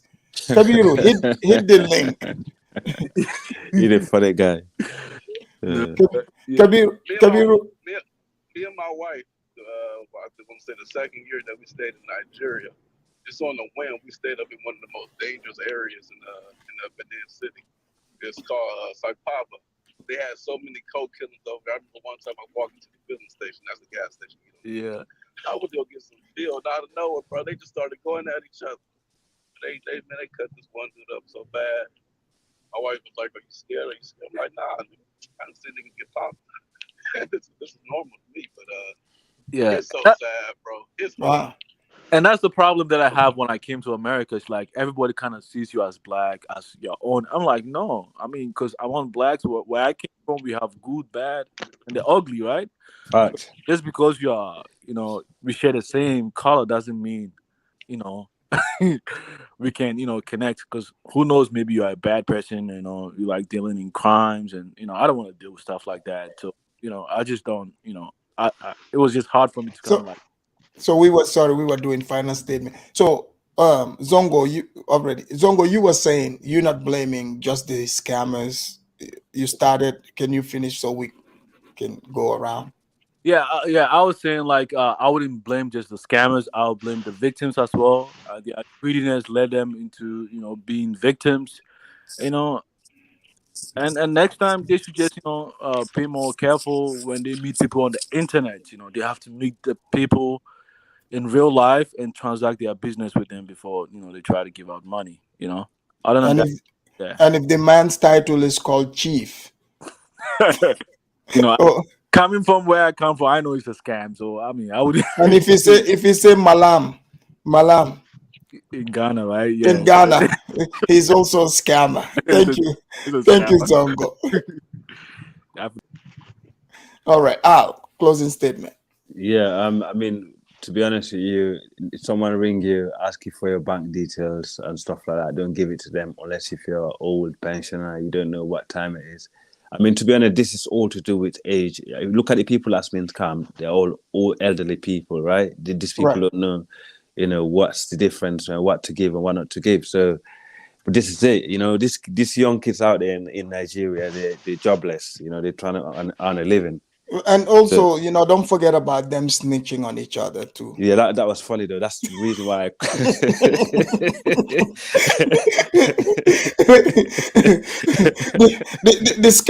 The 419ers are snitches. They kept snitching on each other.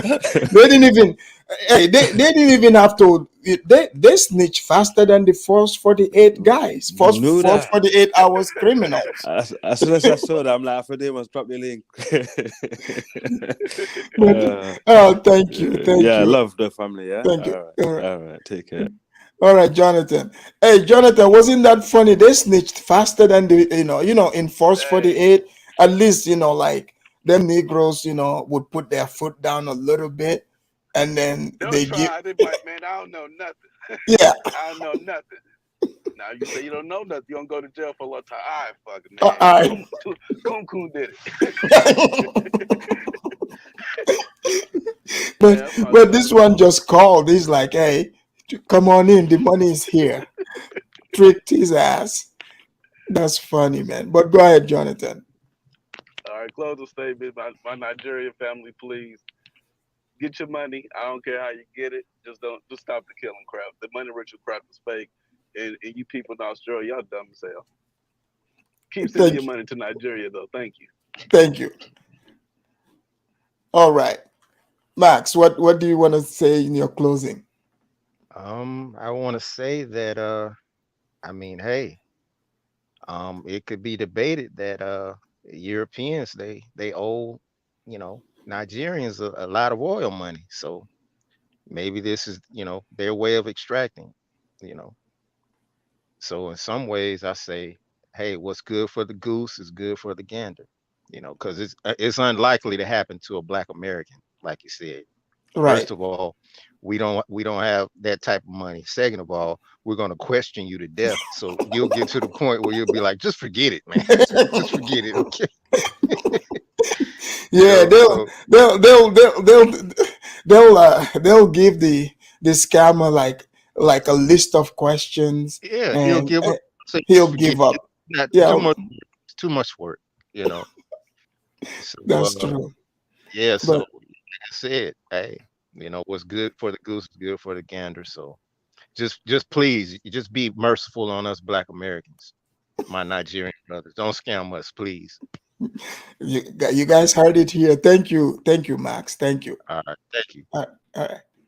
All right, guys. That brings us to the end of today's show. Mike, I was hoping you would call on this one, but you ran away from this one. But no worries.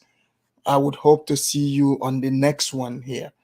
I have a lot more show coming. Did you guys see Yemen, kicking out the Somalis and the Sudanese people? I mean, it's crazy. And this is all done behind the scene by Saudi Arabia. There's a lot happening. And also some gold digger tried to finesse half of Benzema, who's a Moroccan soccer player. But did you know what this man did? Guys, he pulled a fast one. He put everything in his mama's name. His money in his mom's name, his mansions, everything, all in his mom's name. I will bring that here and tell you the story. And now a lot of the gold diggers are very upset, talking about, man, Benzema is not a real man. He's so cheap. I'm like, you guys are just pissed off. So you guys want this woman to take half of his money. They said, oh, he cheated. Well, cheating, if she's that upset about cheating, she can just pack her stuff and leave exactly with what she came in with. Oh, before I leave, I got Mike. Mike called in. Mike, we got a couple minutes.